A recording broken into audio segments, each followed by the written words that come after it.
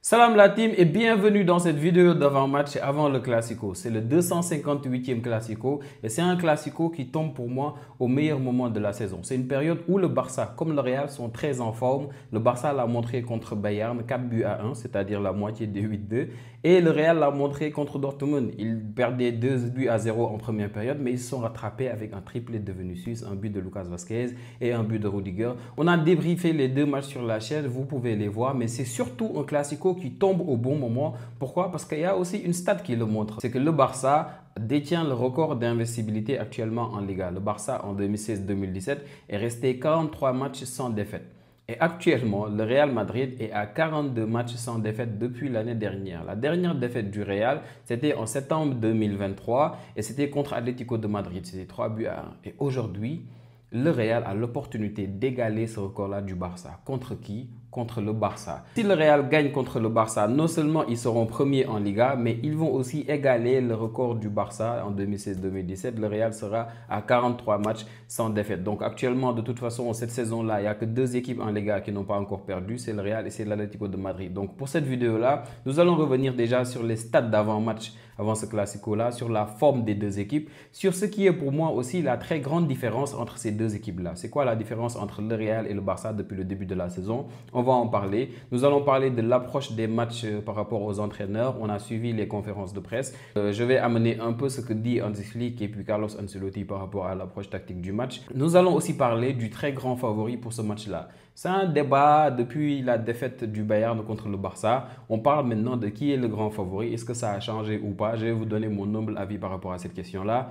Et à la fin, je vais essayer de me mouiller un peu en pronostiquant sur le match. Pour les stats d'avant-match, on va déjà parler de la grande confrontation. Donc le Classico, c'est le 258e entre les deux équipes. Officiellement, on va dire officiellement, pourquoi? Parce que je vois que certains aiment trop parler des matchs amicaux. Quand on est supporter du Barça, on le comprend parce que ces dernières années, le Barça a tellement souffert que si on ne met pas les matchs amicaux, la balance n'est pas trop équilibrée. Mais pour aller un peu plus vite, nous allons parler que des matchs officiels. Par rapport aux matchs officiels, le Barça et le Real, c'est 257 matchs, 100 victoires pour le Barça et 106 victoires pour le Real pour 51 matchs nuls. C'est vraiment un écart qui n'est pas trop grand. Ça montre un peu le niveau des deux équipes au plus haut niveau. Pour le meilleur buteur du Classico, c'est Lionel Messi avec 26 buts. Vous voyez aussi que Di Stefano est à égalité avec Cristiano Ronaldo. On voit Raúl González avec 15 buts. On voit 14 buts pour Puskás avec César Rodriguez, Rento. On voit aussi Karim Benzema. Donc on remarque par rapport à cette liste-là déjà, c'est qu'il n'y a que deux joueurs du Barça.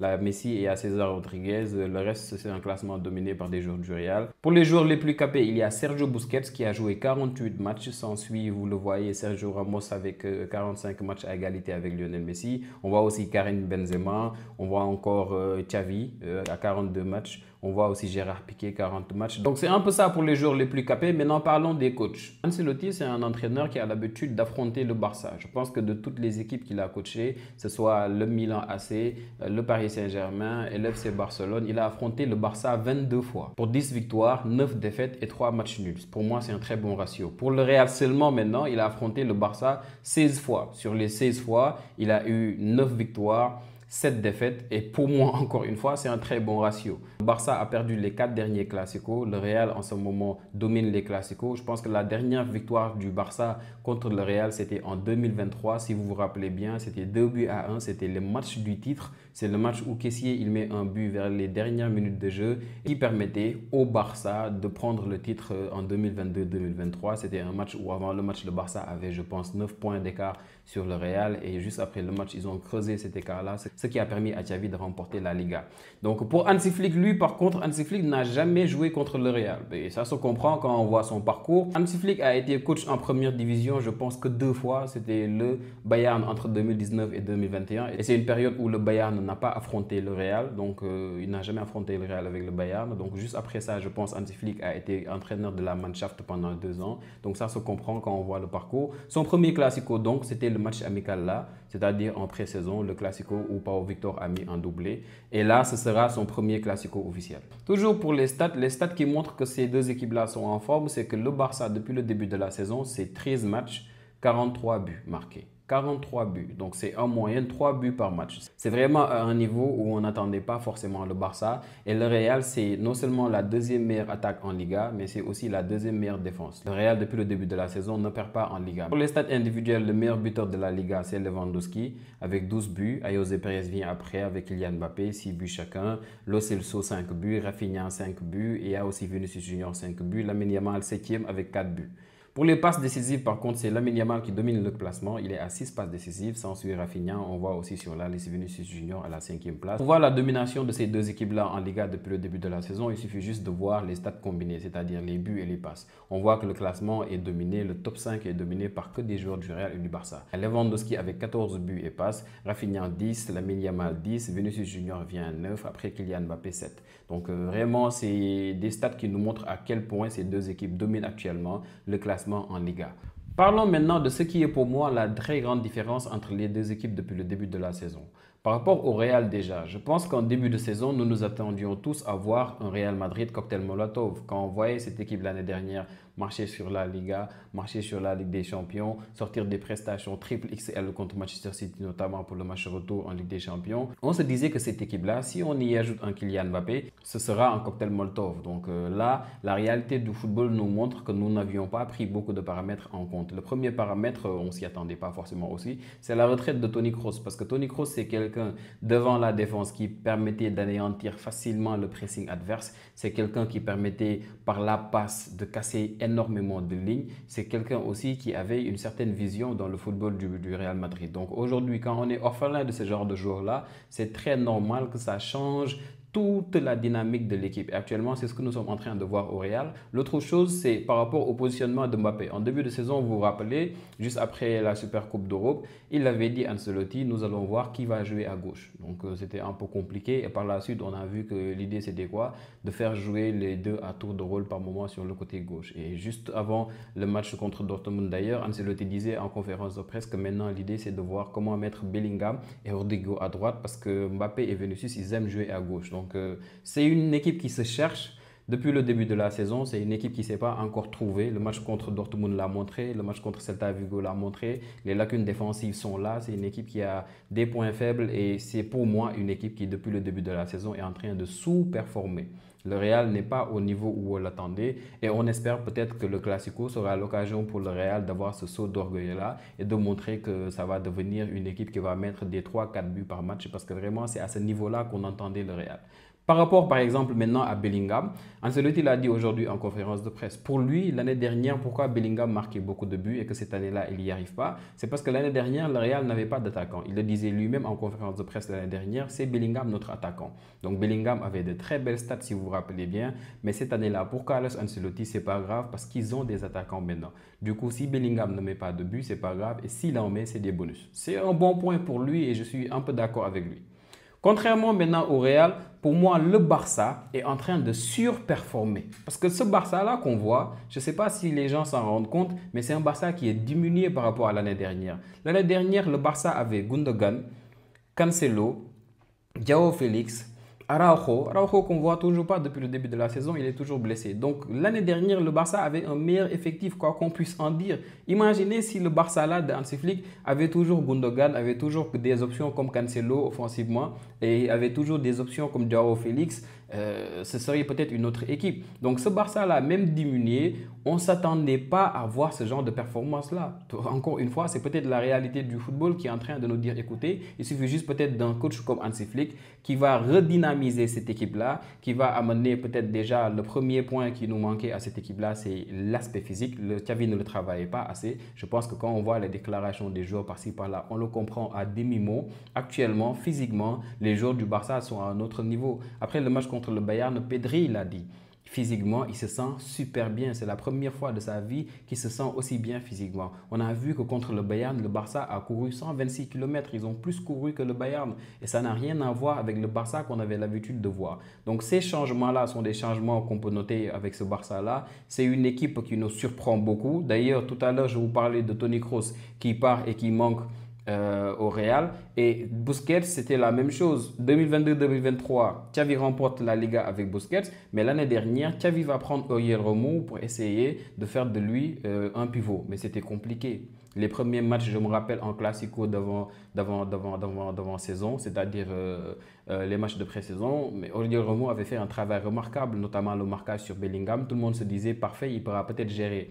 Mais c'était un peu plus compliqué pour lui. Du coup, Xavi était obligé de tester des Frenkie de Jong qui parfois jouaient des matchs à demi-teinte. Après Frenkie de Jong, c'était Gavi à tour de rôle. Mais après, malheureusement, il y a eu la longue blessure de Gavi et Casado qui est resté sur le banc. C'était le remplaçant d'Oriol Romeu. C'est pour vous dire aujourd'hui, ce Barça d'Hansi Flick-là compte sur des joueurs comme Casado que Xavi avait relégué sur le banc juste derrière Olivier Romo. Donc aujourd'hui, c'est Hansi Flick qui a réussi à faire de cette équipe-là une équipe qui surperforme. Mais à la base, on n'attendait pas de voir le Barça ici. C'est un Barça qui a Lamine Yamal, c'est un Barça qui a Rafinha, qui s'est complètement métamorphosé. C'est un Barça qui aujourd'hui, de par le football, de par la réalité maintenant du football, est loin de nos attentes. Donc pour moi, la différence entre le Real et le Barça depuis le début de la saison, c'est que le Real est en train de sous-performer et le Barça est en train de surperformer. Parlons maintenant des absents parce qu'il y en aura. Vous avez vu que contre Dortmund, le Real avait perdu Rodrigo. Rodrigo avait d'ailleurs tout fait pour ne pas que la balle sorte pour le but de Lucas Vazquez. Et du coup, le Real a communiqué pour dire qu'il avait une lésion musculaire du biceps fémoral droit. Du coup, on parle de 3 à 4 semaines d'absence. Ce qui veut dire qu'il va rater environ 3 à 4 matchs. Il va rater non seulement le Classico, mais aussi le match contre Valence, le match en Ligue des Champions contre Milan. Il va aussi sûrement rater le match contre Osasuna. Je le vois peut-être venir le 24, peut-être le match contre Leganés. Pour Courtois, je ne vois pas de durée d'indisponibilité. On parle juste de lésion à l'adducteur de la jambe gauche. J'espère qu'il ne va pas s'éloigner trop longtemps. Déjà qu'il vient d'une très longue blessure, ce ne serait pas bien de tout le temps repartir sur 1-2 mois, tout le temps des blessures. C'est assez compliqué parce que récemment, on l'a vu, c'est lui le meilleur défenseur de cette équipe du Real. C'est un éléphant au pied d'argile, cette défense du Real. Mais Courtois a permis contre le Celta Vigo récemment, contre Dortmund encore une fois. Il permet à cette équipe du Real là de souffler par moment et il est très important. Mais l'un pourra le remplacer très facilement. On l'a vu l'année dernière quand Courtois s'est longtemps absenté. Il a tenu les cages. Donc on sait que donc le niveau ne va pas trop baisser. C'est ça les absences de dernière minute côté Real. C'est Courtois, c'est Rodrigo. Maintenant il y a Dani Carvajal depuis quelques jours. Côté Barça c'est un peu pareil. Ter Stegen est absent jusqu'à la fin de la saison. Il n'y a pas Araujo. Araujo qui classiquement pour Xavi jouait toujours à droite les Classicos pour essayer de contenir Vinicius. Cette fois-ci je pense que Hansi Flick va mettre Koundé. Pas de surprise sur ça. On a vu Koundé avec l'équipe de France, avec le Barça. On voit que c'est un joueur maintenant qui s'est habitué à jouer latéral. Il se débrouille très bien. C'est l'un des meilleurs défenseurs depuis le début de cette saison. C'est juste à peu près ça, les absences des deux côtés. Maintenant, parlons de l'approche du match. Je pense que les deux entraîneurs ont déjà annoncé les couleurs en conférence de presse. Parce que Carlos Ancelotti, il dit en conférence de presse, j'ai un plan pour ce match-là.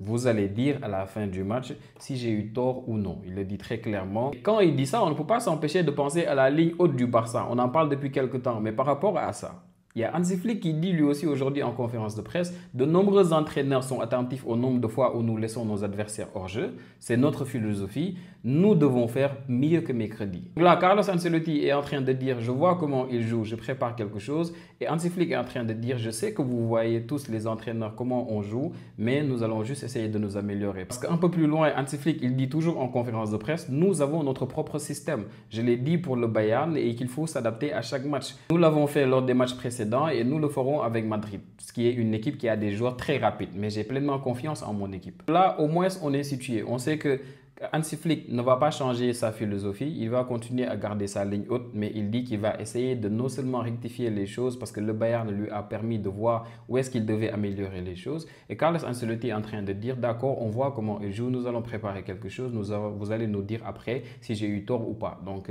c'est un peu ça, donc on s'attend aujourd'hui à voir un Hansi Flick qui ne va pas changer sa philosophie de jeu, donc la ligne très haute. Donc côté Barça, je pense qu'il n'y aura même pas beaucoup de surprises. On s'attend à voir du Koundé, du Inigo Martinez, Koubarsi, Alejandro Balde, Iñaki Peña dans les cages. C'est peut-être ça d'ailleurs la grosse faiblesse du Barça. Devant, on s'attend à voir du Casado, du Pedri. On s'attend à voir sur le côté gauche Rafinha, sur le côté droit Lamine Yamal, Lewandowski avant-centre. Maintenant, l'interrogation peut-être côté Barça, c'est est-ce que Fermín López va jouer ou bien sera Dani Olmo? Dani Olmo n'a pas joué contre Séville. Il a joué la fin du match contre le Bayern. Donc peut-être qu'il sera titulaire ou bien peut-être aussi que Hansi Flick va continuer à faire confiance à Fermín López parce qu'on a vu que Fermín López a fait une première titularisation cette saison contre le Bayern magnifique. Il a très bien joué. Il a mis 2 passes décisives. Donc peut-être serait un peu plus important de le faire confiance et de ramener Olmo en fin de match parce qu'Hansi Flick l'a dit encore après le match contre le Bayern, nous n'avons pas récupéré tous nos blessés. Il va falloir les mettre dans le bain petit à petit. Et pour moi, c'est important du coup de mettre un petit Fermín Lopez titulaire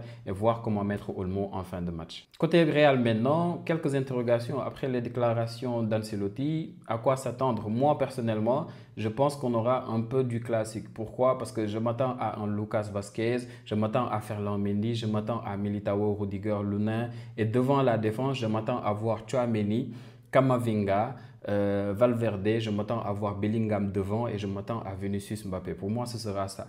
Maintenant, si la surprise est confirmée par Ancelotti, il y aura peut-être un Modric devant la défense parce qu'on connaît la qualité de passe de Modric. On l'a vu contre Celta Vigo sur cette passe magnifique-là pour Vinicius pour le deuxième but. Mais surtout, on sait qu'avec la ligne haute du Barça, un Modric peut sortir facilement la balle, mais surtout peut lancer dans le dos de la défense des balles magnifiques pour Vinicius et pour Kylian Mbappé. Et ça, ce sera très important parce que quand Hansi Flick parle d'améliorer, on a tous remarqué que contre le Bayern, le Barça avait par moments la ligne très haute, mais malheureusement, le pressing n'était pas équilibré en haut.